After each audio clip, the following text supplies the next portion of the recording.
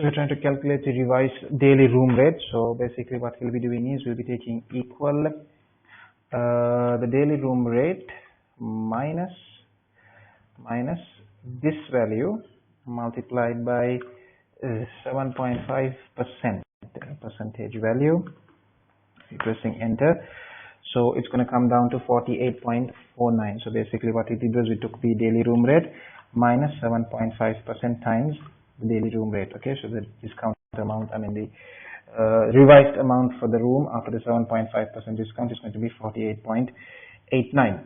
Let's replicate that for the other cells as well over here. And then it goes on to say the revised daily income for each hotel. So on a daily basis, if they earn so much, the daily income would be the revised daily income for each hotel. So once again, I'm going to put here revised daily income. Okay, but do keep in mind only 85% of the rooms are going to be occupied. Okay. So what we will be doing this time is we'll be taking equal 85% multiplied by the number of rooms multiplied by the revised daily room rate. Okay. So I do hope you understood this. We are just taking only 85% of the rooms. That's why I took 85% multiplied by the total number of rooms multiplied by the new room rate. Multiplied by the new room rate. Yes. Okay. So this is how much they'll be earning daily from this particular hotel. Okay, so let's replicate that for the other cells as well. Then it goes on to say the revised total daily income.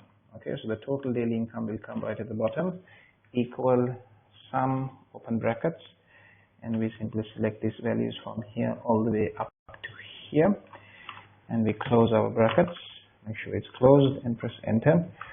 So this is going to be the revised daily income. Okay.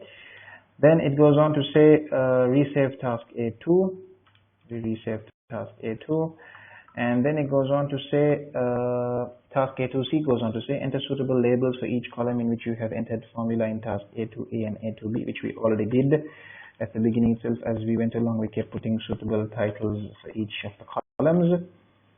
Then the question paper goes on to say hide columns B, C, D, and E. Okay, so select columns B, C, D, and E. Select these 4 columns, right click and say hide. Okay, so those columns have been hidden now. And it goes on to say Resave Task A2, print the detailed worksheet on one side of A4 showing the data. So we simply can select your data like this, Control P, shortcut key for print. Make sure your data is fitting one A4 paper, it is, and make sure all the data is clearly visible. And then it also goes on to say display the detailed worksheet in formula view. So we come into formulas and we come to show formulas. So you can see the formulas are there, but some of them are not properly visible.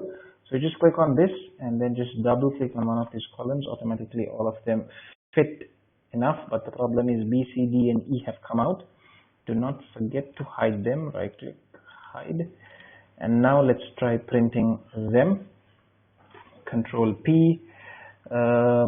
Just make sure it's fitting one A4 paper. Yes, it is fitting one A4 paper. If it is not, try making these columns smaller, but make sure the data is clearly visible. Then it goes on to, the next question goes on to say, Jayesh wants a chart that displays the original daily income and the revised daily income. So what we're going to do now is the chart must identify each hotel by name, be fit for purpose, have suitable title and access label. So we're going to be showing the original daily income and the revised daily income. So let's go back into normal view and let's click on this and then just double click on these. Okay, so we have to show the hotel name, so we're going to be selecting all the hotels. Okay, for hotels in Sri Lanka, it says for hotels in Sri Lanka, so we need to see only the hotels in Sri Lanka. So what I'm going to do is I'm going to be putting a filter for the location. I'm over here and I'm going to be putting a filter. And in this filter, I'm going to say I want to only see the hotels in Sri Lanka. I don't want to see all of them. I only want to see the Sri Lankan hotels and say okay. So now what I'm going to do is I'm going to be selecting the hotel name, the original daily income, and over here we have the revised daily income. So I'm supposed to plot a chart to show the comparison between the two. So insert, let me always let the computer decide what's the best for me. So to me, this one looks the best, most fit for purpose. I'm going to click OK. My chart has appeared over here. I'm supposed to be giving it a suitable title first. So I'm just going to say comparison of daily income in hotels in Sri Lanka. Okay, so that's the title of my chart. I'm just going to make it bold and underline, Control V, Control U. Do not forget to put your axis titles. You can also put a data label if you think that will make it become a bit cluttered, so I'm not going to be putting it. This is going to be your x-axis, so yeah, your y-axis, which is displaying the daily income in dollars, and this is name of hotel name. We can simply say hotel name. Then the question paper goes on to say create a chart as a separate worksheet. So what we do is we right click and say move chart to a new sheet, and we click on OK. The chart moves on to a new worksheet.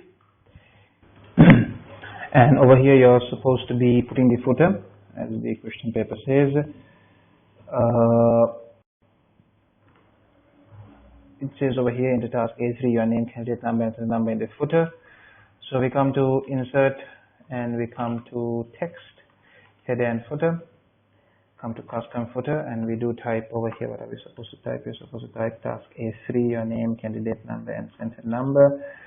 So we type here task A3, your name, candidate number, and the center number, and we click OK.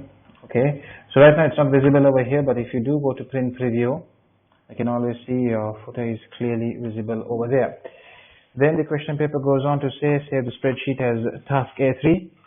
Okay, save the spreadsheet as task A3, save as browse. It's supposed to be changed to A3. That's done as well. And then it goes on to say print the chart to fill one A4 sheet, a landscape. So we come to Control P, make sure your paper it's already in landscape, it's fitting the entire paper, and it looks quite fit for purpose.